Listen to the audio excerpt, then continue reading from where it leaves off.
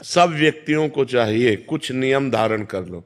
हमारी प्रार्थना, यदि आप अपना मंगल चाहते हो, पहला, रोज ठाकुर जी का चरणामृत पियो, शालिग्राम भगवान का, बिहारी जी का, राधा वल्लभ जी का, राधा रमण जी का, चले जाओ मांग लाओ, वो शीशी में दे देंगे, उसी में 5 लीटर पानी मिला लो, एक ढक्कन रोज लेते रहो, सालों चलता रहेगा।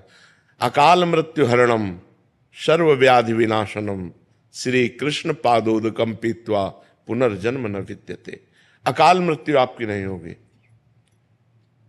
कितना सस्ता सौदा है, पर आप पीते हो? आप विचार करके देखो, सब लोग पीना, शराब जरूर पियोगे, चरणामृत नहीं पियोगे, जो तुम्हारा मंगल कर। अकाल मृत्यु हरणम, अकाल मृत्यु नहीं होगी जो चरणामृत पीता है। सर्व व्याधि विनाशनम, समस्त रोगों का नाश करने की सामर्थ्य चरणामृत में। श्री कृष्ण पादोदकम पीत्वा पुनर्जन्म न विद्यते, जो रोज भगवान का चरणामृत पीता है उसका पुनर्जन्म नहीं होता। पहला नियम लो, रोज चरणामृत हम पिएंगे। सुबह उठो, एक ढक्कन चरणामृत दवा की तरह ले लो। दूसरा नियम, घर से जब निकलो तो कम से कम 11 बार इस मंत्र का स्मरण करो। कृष्णाय वासुदेवाय हरये परमात्मने प्रणत क्लेश नाशाय गोविंदाय नमो नमः। कितने मिनट लगेंगे आप सोचो।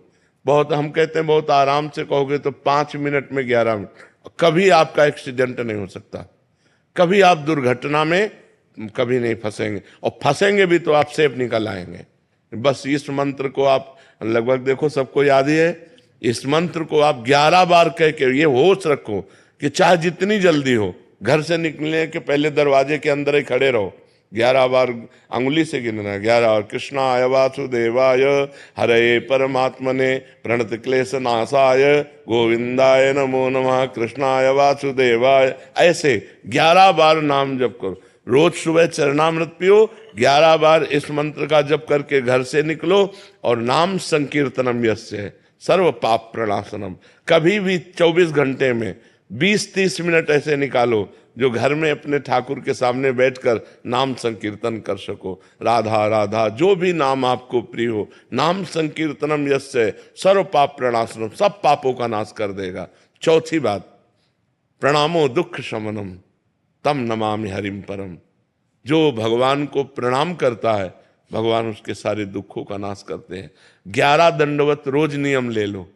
ठाकुर जी घर में जो विराजमान है, सबके विराज, चाहे चित्रपट में हो, चाहे शालिग्राम के रूप में हो, चाहे विग्रह के रूप में हो, 11 साष्टांग दंडवत।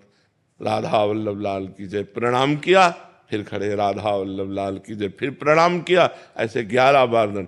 एक बार दंडवत का फल समझते हो?